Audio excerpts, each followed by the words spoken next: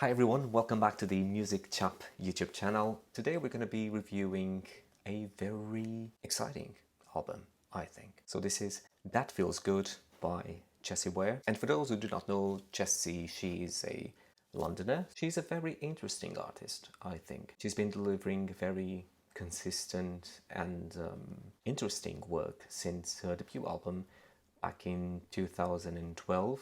This was called Devotion. And she, as an artist, she kind of blends pop, soulful pop with dance and electronic bits, but I would say very cleverly, with interesting lyrics and a clear focus on the actual arrangements, versatility of the songs, I think. So, as I said, the first album, which was called Devotion, this was probably the most R&B, soul-oriented record with a lot more personal songwriting, I think. And this record brought us songs like Wildest Moments and Running. Then a couple of years later, she released another album called Tough Love. I think this is one of the best record names anyone was able to come up with. And on this one, she decided to tweak things a bit, I think. There was a lot more focus on the actual arrangements and on the production side of things, which to me,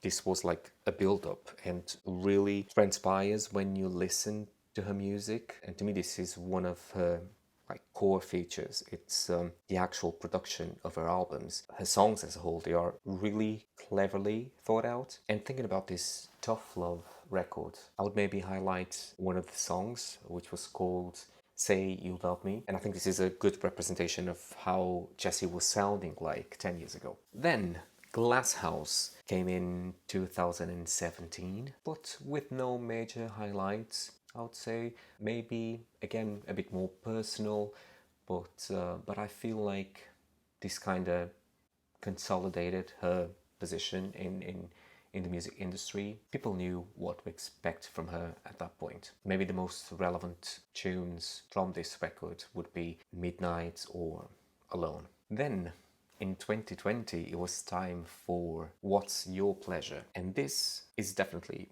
one of her best. Some might argue that it's definitely her best yet. But regardless, I feel like this was a defining moment in her career because this album definitely sounded a lot more disco, dance, synth pop oriented. Again, production was top notch, absolutely incredible. And her compositions, her songwriting, just at a different level. Really, really good stuff. So this made up an excellent record. And now with That Feels Good.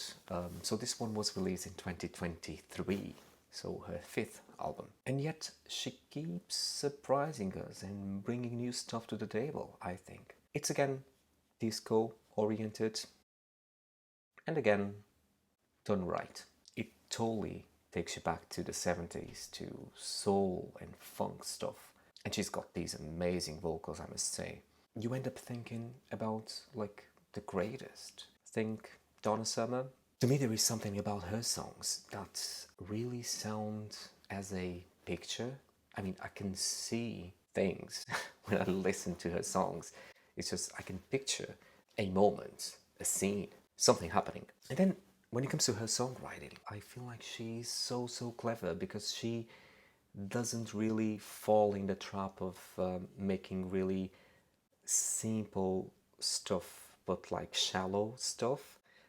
She's inventive, and although she does keep the message simple, she does so with like great taste and very cleverly. Then her vocals. Oh my god, her vocals. They are good. And I mean that. Her tone, her top notes, her very subtle vibrato, all is very perfect.